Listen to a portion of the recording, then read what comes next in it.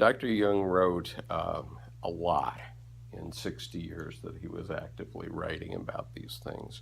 And the original version of his collected works is 20 volumes. And it's said that there's going to be a new edition coming out with 26 volumes.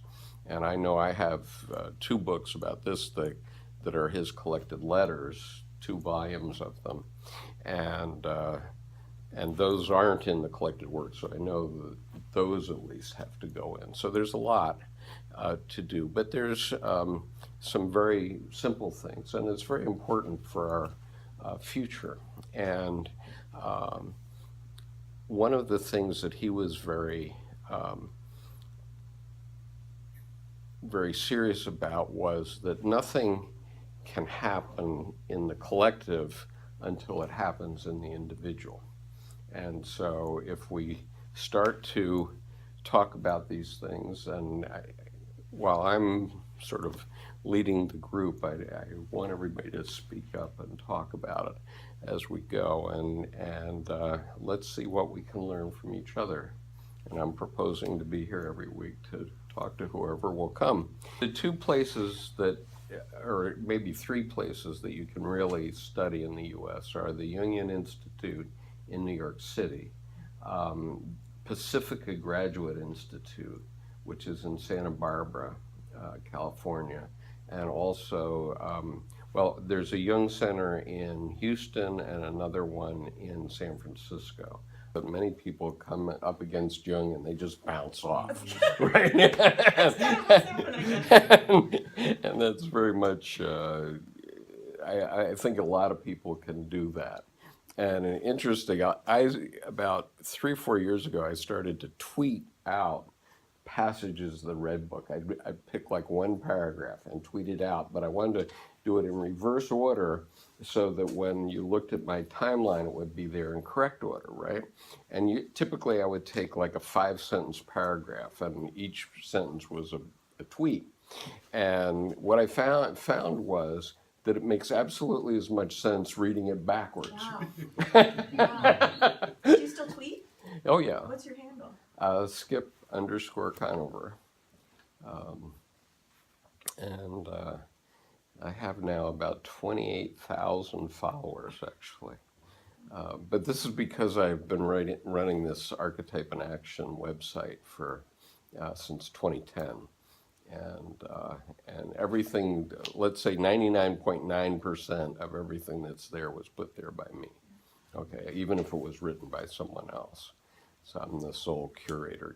Well, interesting. If you're talking about Psychology of the Unconscious, which was a book, he later rewrote it 40 years later as Symbols of Transformation, because we're talking. One of the things that he talks about a lot is the psychological transformations we go through life. Okay, and we experience different archetypes through life, and so he revised that book heavily, but there's a terrific audible version of Psychology of the Unconscious in its original version that was done by a man named Robert Bethune. It's on audible.com. And I got that and just started listening to it when I was driving in the car. And I've read it that way about 3 or 4 times. Plus, I've read it as in the later version too. But it's a very easy way to get into this. And this is some of his very early thinking, but it's great stuff, really. Well, one of the things I want to learn, one of the key things I want to learn is how you integrate the shadow side with the conscious side. Shadow self with the conscious self. Right. And I'm not quite sure I understand why that's beneficial. I'm not seeing how the mechanism works. So I'm going to do some readings for you tonight, and we'll start to talk about that. But for everything that you have on your conscious side, you have a counterpart in the shadow. And a lot of times those are things that you don't want to admit to. Okay, they're the ugly sides of life, things that you wouldn't show anyone else, or thoughts that you've had that you wouldn't tell anyone else. And this is actually why my novel I didn't publish it until 2014 because it had some shadow elements in it. And, you know, it just came. It took 8 months, and every morning at 6 a.m., this woman was waking me up, literally, and making me sit down at my computer and put my hands on the keys, and boom, it was written. And I have come to believe that that is the autobiography of my anima. Okay, that novel is the autobiography of my anima. But it's got some severe erotica in it, bordering on lightweight BDSM, and it scared the tar out of me when I realized that this came out. But I didn't have any choice about it. I mean, I was driven the same way Dr. Jung was driven when he did the Red Book, and he had that experience because when he broke with Freud in 1913, he was very shaken up.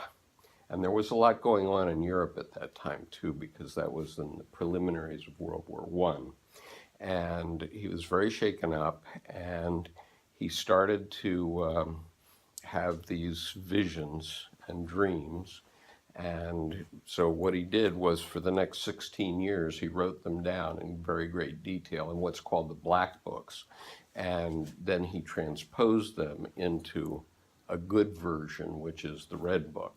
And so the Red Book was known to some of his closest disciples throughout his lifetime. They saw it in his office and so on, but it was not well known outside that. And so it came as quite a surprise to lots of psychotherapists who were already Jungian analysts and didn't know it existed, in, you know, people that had come up in the 70s, 80s, and 90s and 2000s, and they just didn't even know it existed.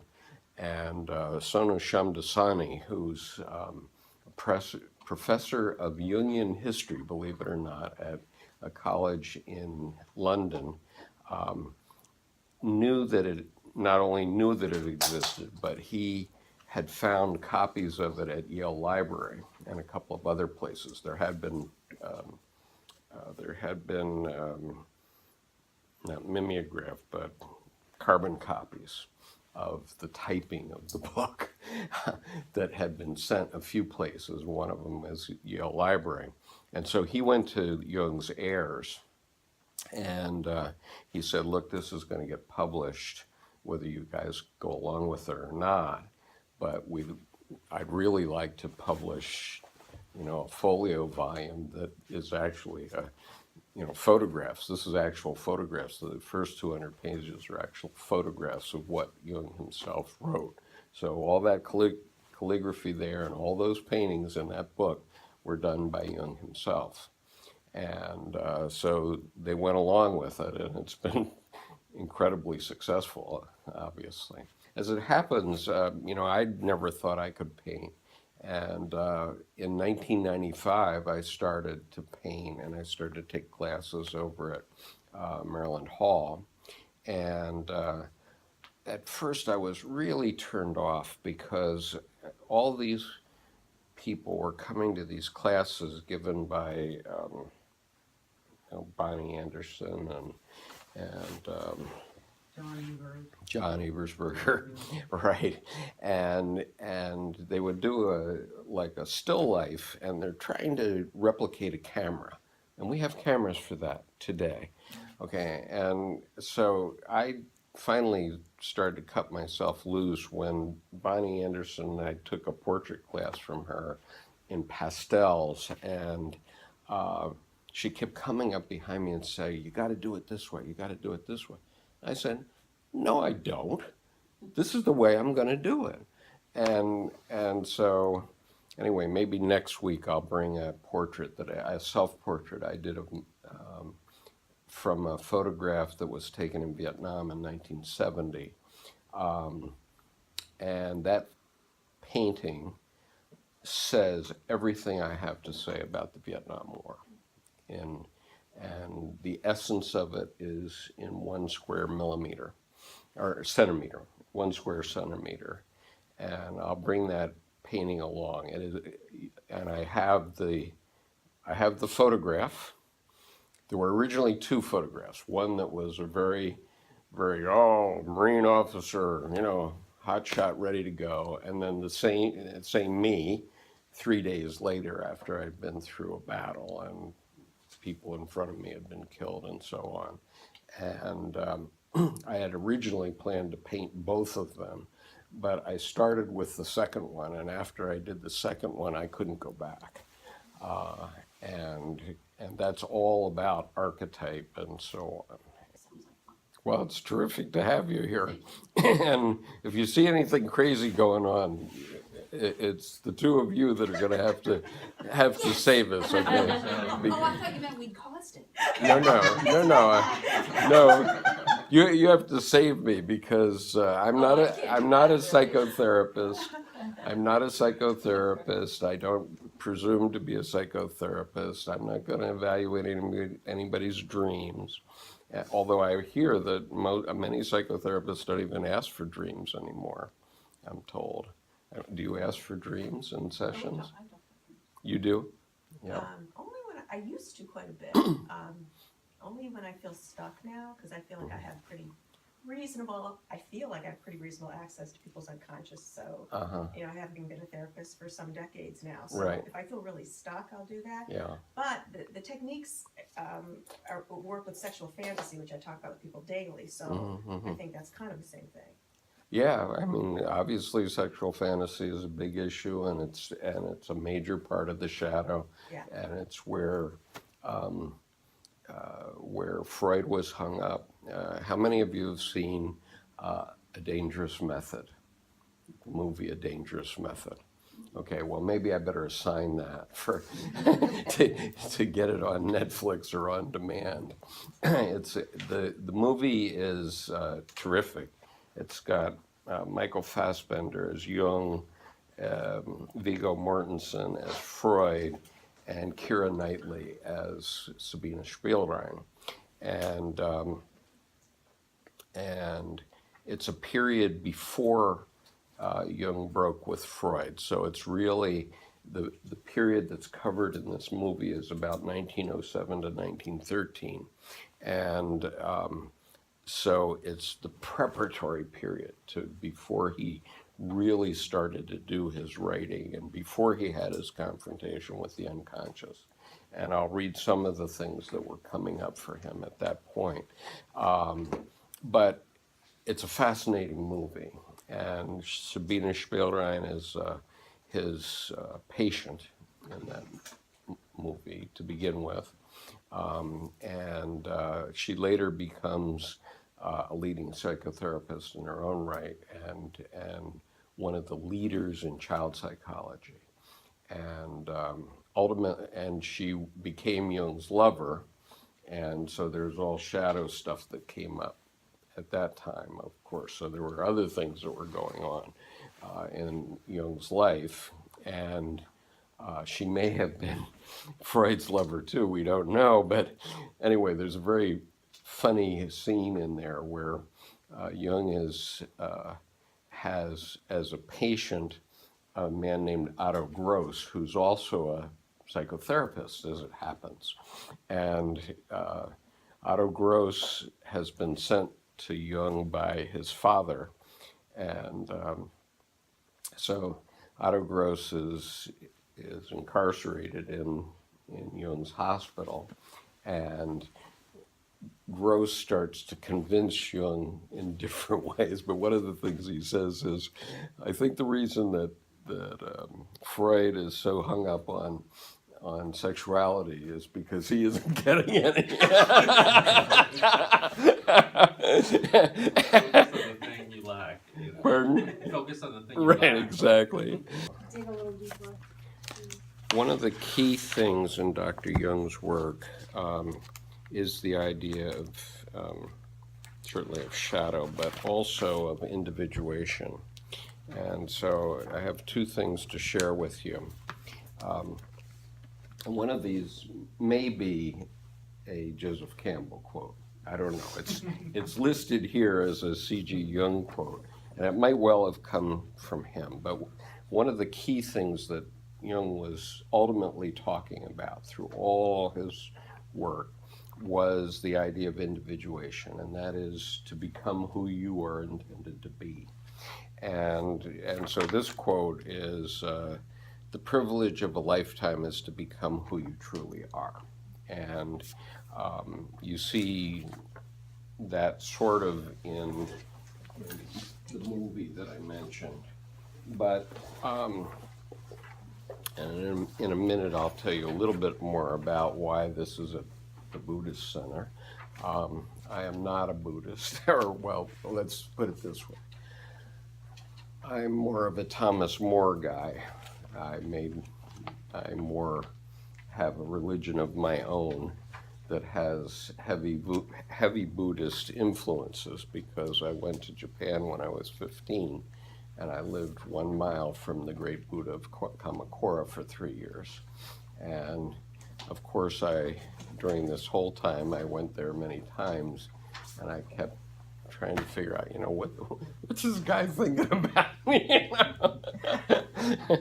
But as it so happens, my wife is one of the leading teachers of the Rigpa Sangha in Washington, D.C., not of the Gampopa Center. And she and I, she sent me a fax once. She and I were doing a lot of international travel. I've been to India 44 times since 1994. I've been to Saudi Arabia 23 times since 2002, just to give you a taste of it. I lived in Japan for 8 years, and so I've had quite a varied life. Okay, but I meet with several psychotherapists every Monday noontime, and we have a meditation meeting with the Tibetan Buddhist Lama who runs the center. And Debbie and I met him because we had a friend who was a Japanese American who was dying, and he wanted Buddhist prayers to be said at his death. And so Debbie looked into it and found Lama Prabhutashi Rinpoche. And so we started a relationship with him then, which was about 6-7 years ago, and it's continued ever since. And so I'm not a member of the Sangha, but obviously I have a relationship. That's why I'm allowed to have a class here. But interestingly, Rigpa every day puts out a glimpse of the day, which they put on calendars and stuff. And one that came out on the 16th, 2 days ago, I thought would be interesting to you. It says, 2 people have been living in you all your life. One is the ego, garrulous, demanding, hysterical, calculating. The other is the hidden spiritual being, whose still voice of wisdom you have only rarely heard or attended to. As you listen more and more to the teachings, contemplate them, and integrate them into your life, your inner voice, your innate wisdom of discernment. What we call in Buddhism discriminating awareness is awakened and strengthened, and you begin to distinguish between its guidance and the various clamorous and enthralling voices of ego. The memory of your real nature, with its splendor and confidence, begins to return to you. You will find, in fact, that you have uncovered in yourself your own wise guide, and as the voice of your wise guide or discriminating awareness grows stronger and clearer, you will start to distinguish between its truth and the various deceptions of the ego, and you will be able to listen to it with discernment and confidence. And Dr. Jung, this wise guide that they're talking about, is the unconscious, and the unconscious is there giving us advice about our lives all the time through dreams and visions, but most of us don't know to listen to it. And So individuation is something like the Army motto, be all you can be. And, and That's where they got that. actually it is, I believe. Oh, is it? Okay. Yeah. And believe it or not, we had an old friend named Frank Burns, who was commander of Delta Force in the Army, but not the gung-ho, go kill those guys Delta Force, but Delta Force meaning Delta for change. And his job in the Army was to change people's thinking. So Jung was, so this is a red book. I'm going to read a couple of passages out of it. Jung was quite self-effacing and actually didn't believe in talking to maybe the therapist, but nobody else in this room would probably have spent much time with him because he was mainly talking about therapy to therapists through his whole career. And for example, he did a seminar for 5 years between 1934 and 1939 on Nietzsche's book, Thus Spoke Zarathustra. And so it's 86 lectures that were recorded at the time and then transposed. And he only, before the war began, he only got up to the end of the third book of 4 books in Zarathustra. But Zarathustra's only a 200-page book, but the lectures are 1,600 pages. Wow. So, but what he was doing is the same thing I'm doing right now, which was using the book, whatever he was talking about, as the jumping off place to talk about some of these ideas. So let me read his self-effacement first. Believe me, it is no teaching and no instruction that I give you. On what basis should I presume to teach you? I give you news of the way of this man, but not of your own way. My path is not your path. Therefore, I cannot teach you. The way is within us, but not in God's, nor in teachings, nor in laws. Within us is the way, the truth, and the life. Woe betide those who live by way of examples. Life is not with them. If you live according to an example, you thus live the life of that example. But who should live your own life if not yourself? So live yourselves. And so in Individuation, he often used the example of an acorn and an oak tree. An oak tree is an oak tree, but every oak tree is different. And the oak tree in the acorn has everything it needs to become that specific oak tree and no other oak tree. And so it is with all species and all human beings and so on. Let's see.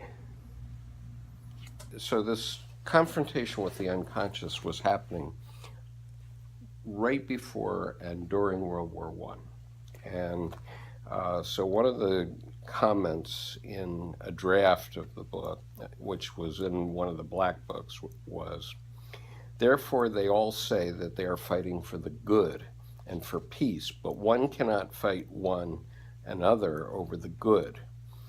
But since men don't know that the conflict lies within themselves, the Germans thus believe that the English and the Russians are wrong, but the English and the Russians say the Germans are wrong. But no one can judge history in terms of right and wrong, because one half of mankind is wrong, every man is half wrong. Therefore, a conflict resides in his own soul, but man is blind and always knows only his half. The German has in him the English and the Russian, whom he fights outside of himself. Likewise, the English and the Russian has in him the German, whom he fights. But man appears to see the outer quarrel, not the one within, which alone is the wellspring of the great war. But before man can ascend to light and love, the great battle is needed. But he means the battle within, not the battle outside, which is the projection. And here's a very dark thing that he says. But what happened to my day? Torches were kindled, bloody anger and disputes erupted. As darkness seized the world, the terrible war arose, and the darkness destroyed the light of the world, since it was incomprehensible to the darkness and good for nothing anymore. And so we had to taste hell. So I saw which vices the virtues of this time changed into, how your mildness became hard, your goodness became brutality, your love became hate, and your understanding became madness. Why did you want to comprehend the darkness? But you had to, or else it would have seized you. Happy the man who anticipates this grasp. Did you ever think of the evil in you? Oh, you spoke of it, you mentioned it, and you confessed it smilingly as a generally human vice or a recurring misunderstanding. But did you know what evil is? That it stands precisely right behind your virtues, that it is also your virtues themselves as their inevitable substance. You locked Satan in the abyss for a millennium, and when the millennium had passed, you laughed at him, since he had become a children's fairy tale. But if the dreadful great one raises his head, the world winces. The most extreme coldness draws near. With horror, you see that you are defenseless, and that the army of your vices falls powerless to its knees. With the power of daemons, you seize the evil, and your virtues cross over to him. You are completely alone in this struggle, since your gods have become deaf. You do not know which devils are greater, your vices or your virtues. But of one thing you are certain, the virtues and vices are brothers.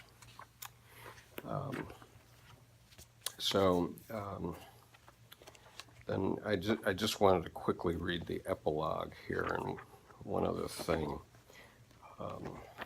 But, I mean, does this remind you of anything that's going on right now? It's just uncanny, some of this stuff. Okay, and so this is his explanation of why the Red Book was never published in his lifetime and for long after. I worked on this book for 16 years. My acquaintance with alchemy in 1930 took me away from it. The beginning of the end came in 1928 when Wilhelm sent me the text of The Golden Flower, an alchemical treatise. There, the contents of this book found their way into actuality, and I could no longer continue working on it.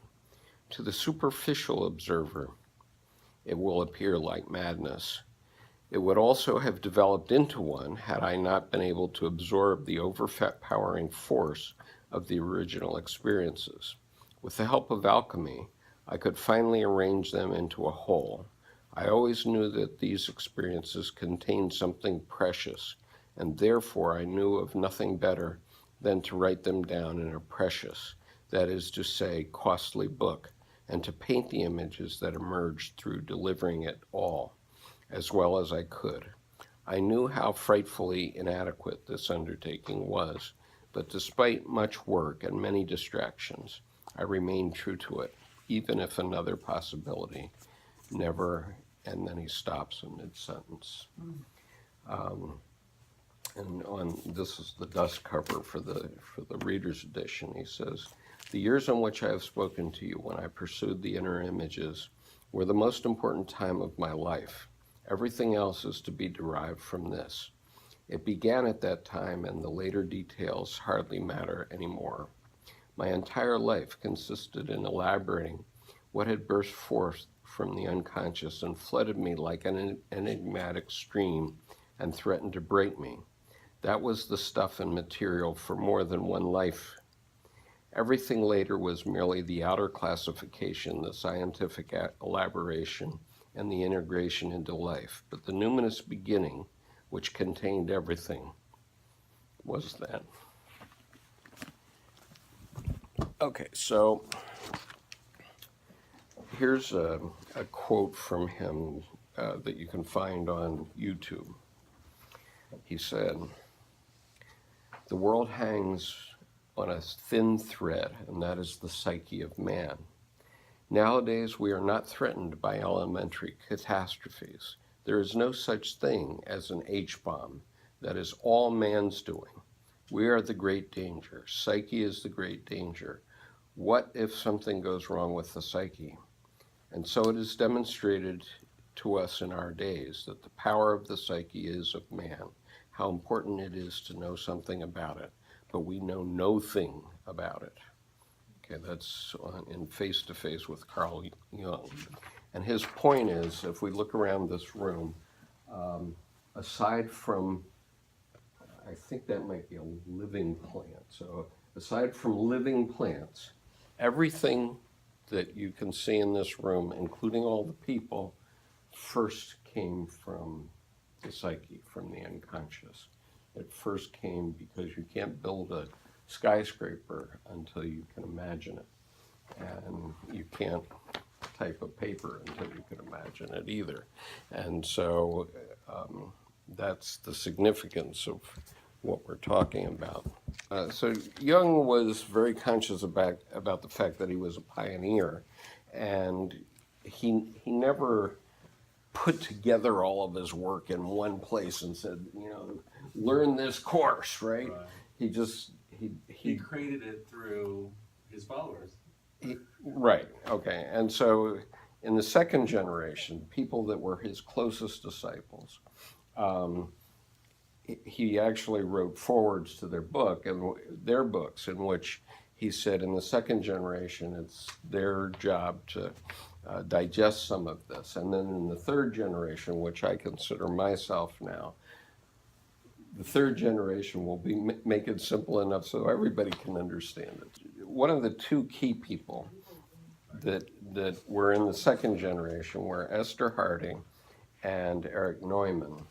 And Esther Harding wrote a book called Psychic Energy.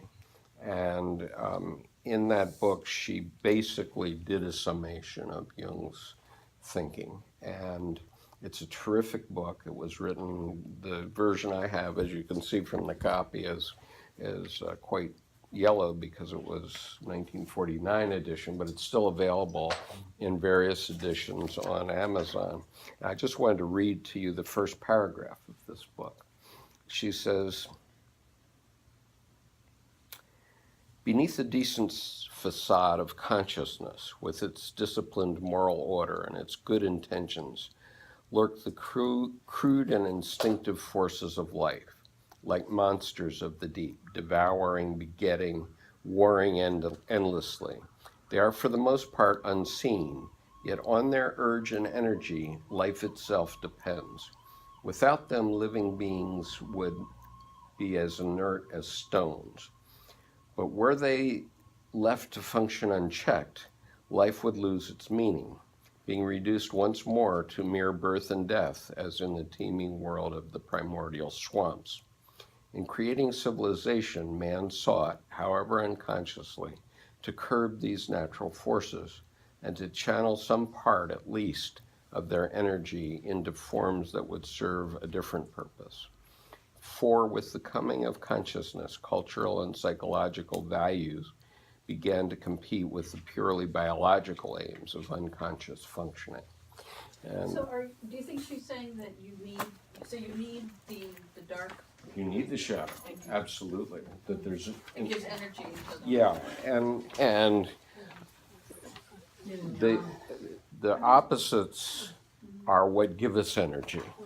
And without that energy, and in Buddhism they call it duality, without that, you got nothing. We're just ants on the road or something. We have no consciousness then. I didn't want to discuss religion too much tonight. Dr. Jung did a number of books which were quite controversial. The most controversial was Answer to Job, which was one of his last books. And for me, I was raised as a Christian and I was confirmed and all that, and it never connected with me. And the same thing had been true of Dr. Jung as well, that his father had been a Swiss Reformed pastor, and he just never got it. He never felt it. And his father had lost his faith, literally. But near the end of his life, when he was interviewed, and you can see the interview on YouTube, he was asked, do you believe in God? And he said, I have no need to believe, I know. And I felt that that was quite profound, but there's one paragraph. If you have Answer to Job, it's paragraph 752. In that, he finally gave me the epiphany to understand what it's all about. Okay, because atheists always want to say, well, you know, we can look around, there's no God, we can look out into the cosmos, we can look down to the smallest thing at the Large Hadron Collider, and there's no God. Or there's the God particle, but there's no God. And that's not the point, because what Dr. Jung said in this paragraph 752 is that every religious statement of whatever kind is a statement of the psyche. It's not a statement of the physis. And if it were provable in the physical world, it would be in the books of natural science. But there is a mystery that nobody can quite get their handle on, and human beings have been trying to do it throughout their lives, and that's in the psyche. And so, as long as you don't have to think of God being in the physical world, and it's in the psyche, then anything is possible. And it's like, so, I mean, examples would be the Virgin Mary, for example. You can have a Virgin Mother in the psyche because you can imagine it. And I didn't bring a copy of it today, but anyway, we'll talk about alchemy next week. But anyway, Esther Harding, on page 26 of her book, one page, she essentialized Mahayana Buddhism. And so I thought I'd read this to you. It is, and she's also essentializing Jungian psychology at the same time, because Jung was believing that, you know, the Buddhists had got a lot of things right just naturally. They sat up in caves for 800 years and figured things out. And so she says, it's interesting to observe that the Buddhists of the Mahayana sect also distinguish 3 stages of human consciousness, which correspond to a surprising degree to the stages we have differentiated here. The naive stage, ruled over by the autos, in which the individual is completely dominated by his bodily needs and desires, marks the man of little intellect. The consciousness of such a man is exceedingly narrow, being bounded by the limits of his own biological desirousness. For him, the Buddhists say, the best thing is to have faith in the law of cause and effect, which is karma in Buddhism. He is admonished to observe the outcome of his preoccupation with his autoerotic desires. Okay, the man in the ego stage of development is called by the Buddhists the man of ordinary intellect. His attention is wholly directed to controlling his environment for his personal satisfaction and advantage. He has gained some control over his instinctive drives, and for him the ego is now king. He classifies everything in terms of his own wishes, taking the good and rejecting the evil, not realizing that what he discards falls into the unconscious and does not cease to exist. In this stage, the Buddhists say, the best thing is to recognize both within and without oneself the workings of the law of opposites. okay, which is also the psychic energy idea. The state of the individual whom the Buddhists call the man of superior intellect corresponds to the third stage of our psychological classification. In him, the identification of the ego with the supreme value has been dissolved. In consequence, he experiences the inner dynamic factors, something other than the conscious ego, though definitely within the psyche. For his state, according to the Buddhists, the best thing is to have a thorough comprehension of the inseparableness of the knower, the object of knowledge, and the act of knowing. So I thought that was kind of an interesting passage to give you a sense of what all this stuff is about. So, man and his symbols.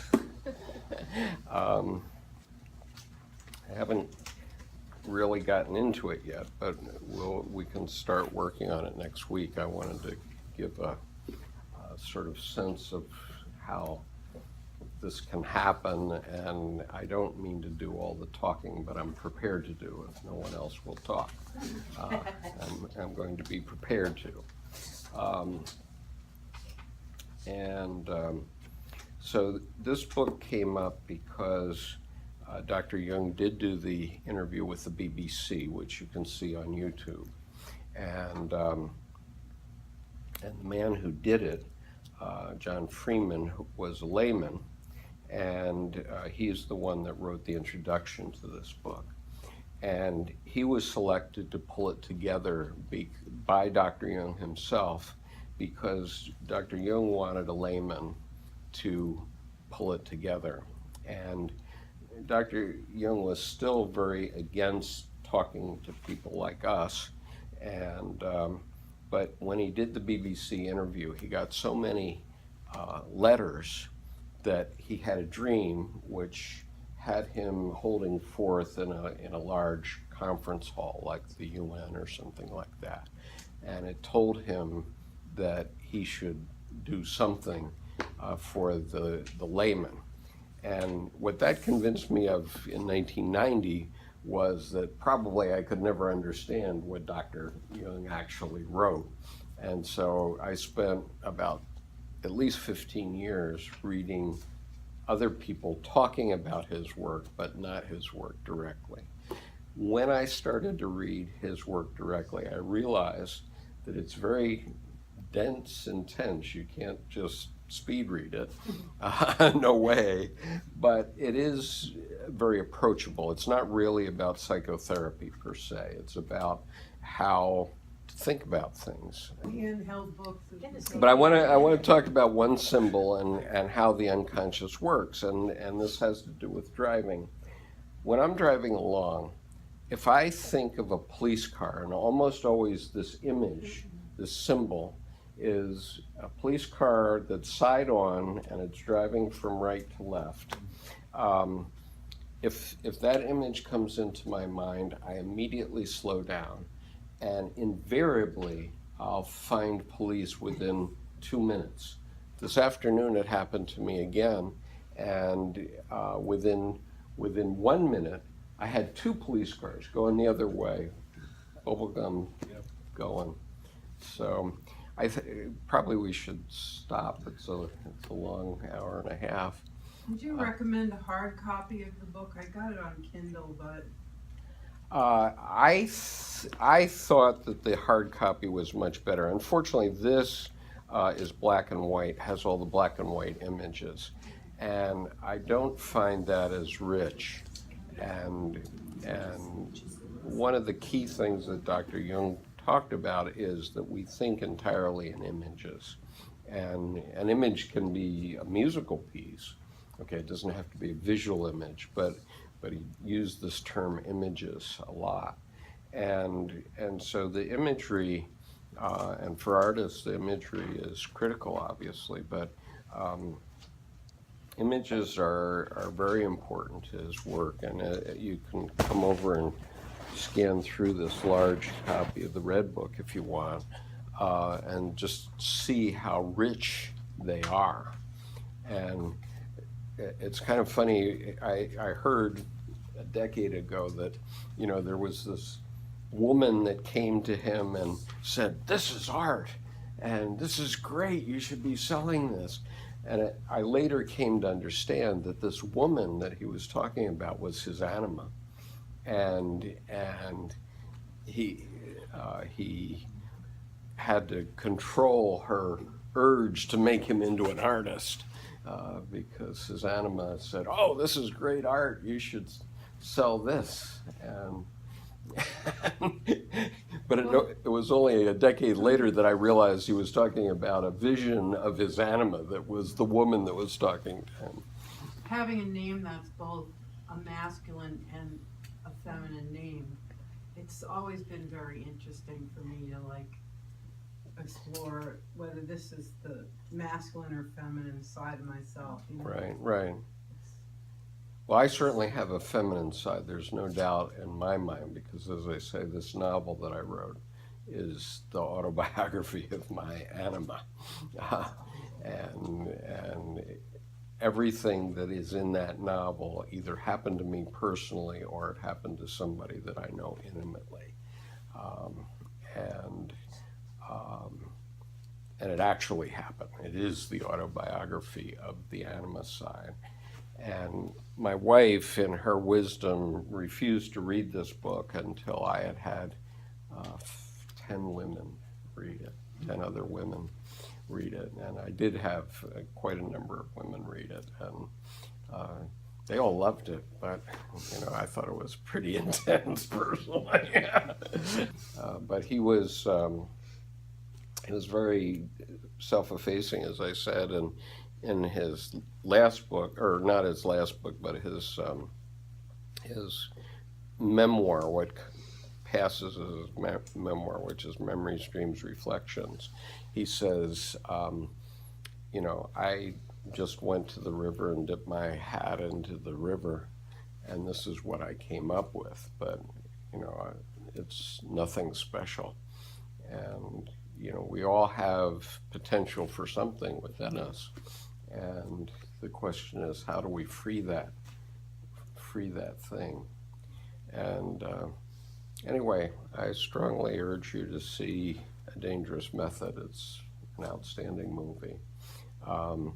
It might shock you a little bit because there's some interesting scenes in it, but Maybe we could, if that's okay, if we could bring that in next discussion or a discussion later. Sure. Because I think Anytime. also if we wanted to focus on the talks, it could be anything symbolic, like Jung says, you can Right. start anywhere, like from a crystal ball. That's right. And so also I hope that others will join us over time. And I don't think that, it's necessary to be here at any specific session, because Jung's work is a circumambulation of the center. And so we're talking about sort of the same basic things, but they get talked about in different ways in different places. He spent 30 years talking about alchemy, and most people think alchemy is about making gold, but it's not about making gold at all. It's about making yourself, the self, and which is the philosopher's stone, and there's anima and animus in that very heavily, especially in his last book. He has so many last books, but Mysterium Conjunctionis is the one where he pulled it all together. And there's a big section in there about anima and